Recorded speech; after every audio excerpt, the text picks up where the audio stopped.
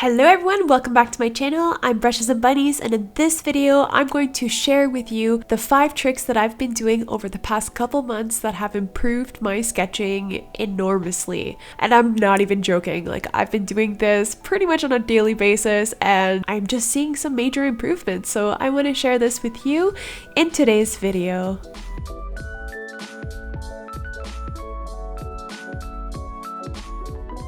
The first tip is actually related to time, and time has been a bit of a trouble for me when I approach my sketchbook. So what I mean by that is when I open my sketchbook and I've got a brand new sheet of paper, I can honestly spend hours on one sketch, and this is a normal behavior for me and something that I've been trying to correct myself over the past few months. And something that has really helped me is by conditioning myself to do very quick sketches. So I would open up a new page and I would say, okay, right now you're gonna sketch, and you're gonna do a sketch for 5 minutes only or a sketch for 10 minutes only. And I try to limit myself as best as I could until I move on to the next sketch. What this will do is actually help you build your rhythm faster. It will help you develop your style. And the last point for me, which is a really big one, is the fact that it actually helps you experiment rather than have you just focus on the finer details of a sketch.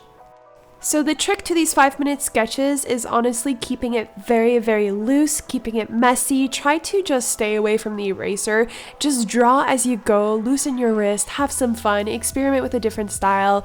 Just go about and do whatever you want. Don't worry about the details. And a lot of beautiful things can happen when you just give yourself that creative freedom. There's no more boundaries, there's no pressures, there's no stress. You're just sketching very freely, and it's a really fun thing to do. So give it a try. Let me know in the comments below if you guys do this on your own and what are your results.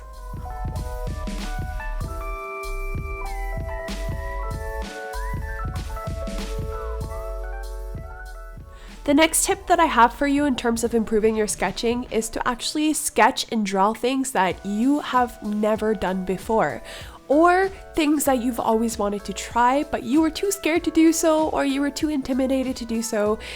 In this case, I strongly urge you to go ahead and deep dive into this topic and, just experiment in your sketchbook with these sort of topics that you're just wanting to improve on, or you just don't know how to draw but you want to. Now is the time to do it. Like, literally, don't wait, just do it now.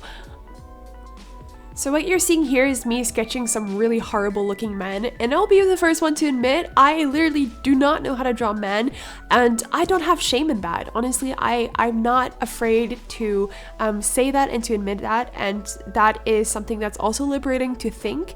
You are learning and you want to get better at it, so why not just go ahead and do it? Don't worry about what people have to say. Just go ahead, sketch in your sketchbook and practice these topics. So this is what I'm doing. I'm drawing men, I'm trying to draw hands as well, and combining these two features together and just trying my best at finding or working with the anatomy, even though I'm not familiar with it. So it's kind of scary, but at the same time it's something that is sort of an essential step into the learning process. But at the end of the day, the more that you keep drawing the topic that you hate so much, such as hands, I know we all hate to draw hands, but the more that you practice this, the better you will get. And there's no greater truth than that, because about a year ago, I was not able to draw females at all, and I practiced for a year and I got there. Tip number 3 is all about experimentation, and this is like literally my favorite thing to do in my sketchbooks, is to actually combine different mediums together. I love drawing with graphite pencils and then adding a touch of watercolor. I think it's very beautiful, and there's a really beautiful graphical element to it. As a mixed media artist who specializes in watercolor and pencil work, I do like using both of these elements together in my sketchbook. I have a watercolor sketchbook, and I also have regular ones that I do use watercolor in, but this is something that I strongly urge that you guys do, either with marker, with watercolor, with acrylic, with oil. You guys can play with everything, but the most important part is to experiment. Oh, and also is to get messy. Don't be afraid to put things together and seeing if it will work. If it gets messy, that is the best part, guys.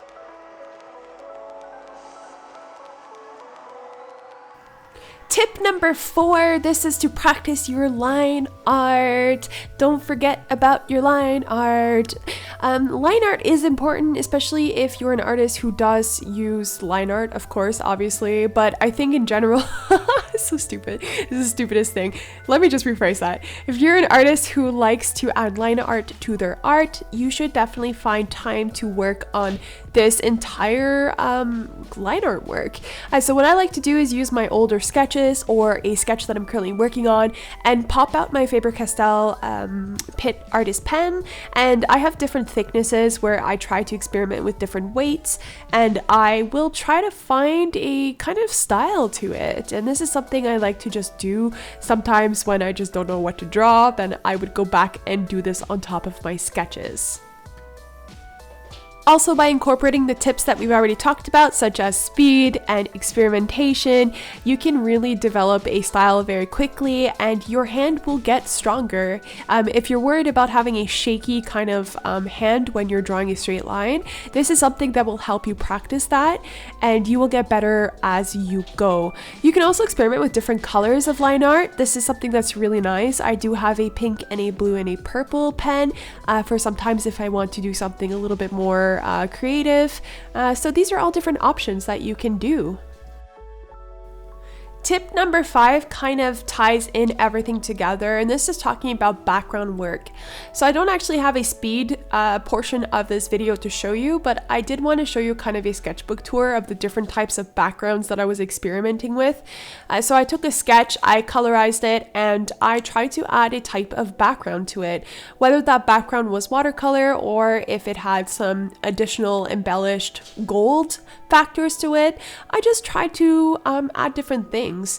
The reason why I put backgrounds as a tip in this video is because I feel like backgrounds are left out quite easily, especially if you're so focused on learning how to draw human anatomy. I got to a point where I just didn't develop any sort of conceptual background. And this in the future is something that I really want to do, and I want to be able to have a vision for and a technical way to achieve this. If I don't practice it, I will never get better at it.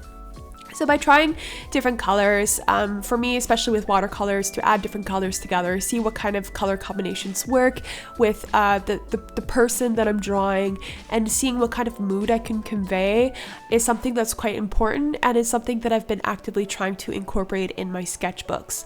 And honestly, since I've been doing this, I've been seeing that the paintings that I'm doing in general have come out much better because I'm now thinking about the overall picture rather than just the subject. So thank you so much for watching this video. Please do give it a big thumbs up if you did like it. It really does help me. Share it with your friends, and also don't forget to subscribe for more art videos or art related videos. I want to wish you a great day. Keep drawing, keep being awesome, and we will see each other very soon. Bye!